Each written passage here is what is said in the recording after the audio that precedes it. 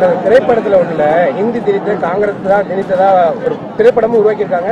அது மைய கருத்து வந்து ஆனா அவங்களுடைய தொடர்ந்து கூட்டணியில் இருக்காங்க. திரைப்பட காட்சி திரைப்படத்துல பொழுதுபோக்குவதற்காக காட்சி புரியுதா?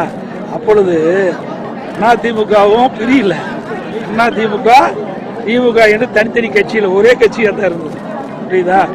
மொழிப்போர் தியாகிகளுக்கு நாங்கள் அவர்களுக்கு அஞ்சலி செலுத்தும் 25ஆம் தேதி வருகின்ற 25ஆம் தேதி நாங்கள் வந்து அவர்களுக்கு அஞ்சலி செலுத்துவதாக கூட்டமே நடத்துவோம்.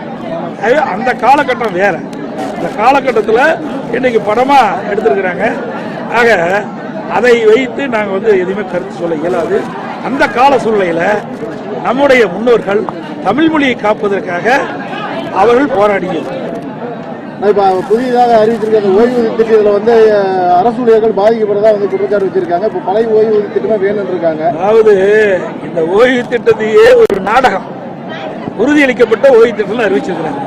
ஏற்கனவே மத்திய அரசு அறிவிக்கப்பட்ட திட்டத்தை அப்படியே பூசி ஒரு நன்மை வைக்கிற மாதிரி ஒரு நாடகத்தை இன்றைய முதலமைச்சர் அரங்கேறியிருக்கிறார்.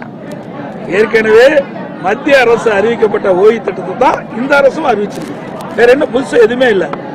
ஒண்ணு ஒரு சில மாற்றங்கள் செஞ்சிருக்கிறாங்க. இன்றைக்கு அதுல பிரைஸ் இண்டெக்ஷன் இருக்குது. இதுல வந்து தகவலப்படின்னு கொடுக்குறாங்க. அதுதான் மாற்றம், வேற எதுவுமே கிடையாது. எனக்கு தெரிஞ்ச அளவுக்கு எதுவுமே புதுசாக இல்லை.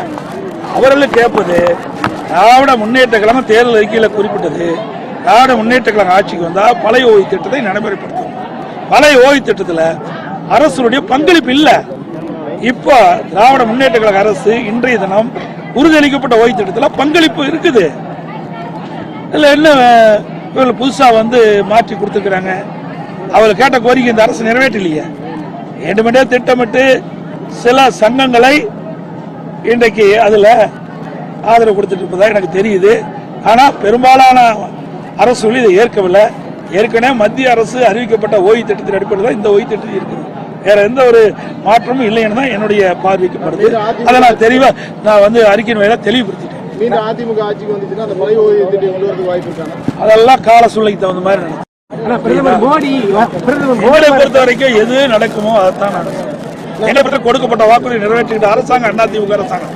திமுக பொறுத்த வரைக்கும் ஓட்டுக்காக ஆட்சி செய்யறாங்க. ஓட்டு வரணும், மக்களை ஏமாற்ற வேணும். நிறைவேற்ற முடியாத வாக்குறுதிகளாம் கொடுத்து மக்களை ஏமாற்றி அவர்கள் வாக்குகளை பெற்று ஆட்சிக்கு வந்த பிறகு அவர்கள் கொடுக்கப்பட்ட வாக்குறுதி நிறைவேற்ற மாட்டாங்க. எல்லாமே களத்தில் போராடிட்டு இருப்பது எதுக்கு? கொடுக்கப்பட்ட வாக்குறுதி நிறைவேற்ற வேணும் தான் அவங்களாம் போராடிட்டு இருக்கிறாங்க. நன்றி.